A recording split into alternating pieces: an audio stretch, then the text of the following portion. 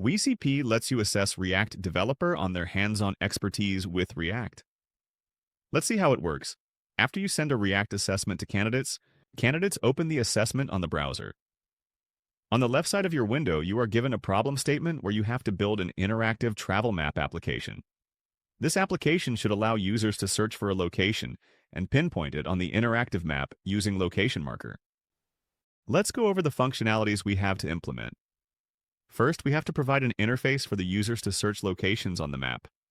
The location, which user searches for, should be added to the map using a location marker. You have also been given React properties you can use to implement these functions. You have to implement these functions into these two files.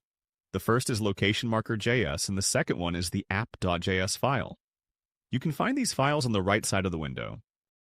In the source file, you can see we have app.js files and location marker.js files. Let's first complete app.js file. In the app file, you have been provided function signature of the required functions.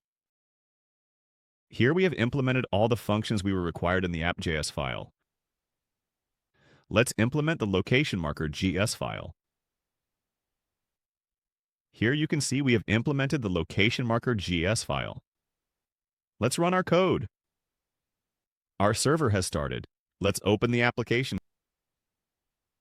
Here you can see our application has started. Let's test our functionalities. First, we will search for a location.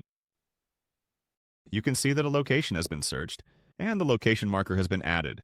Now let's see if we can remove this location marker. Removal of the location marker is working fine. Let's search for more locations.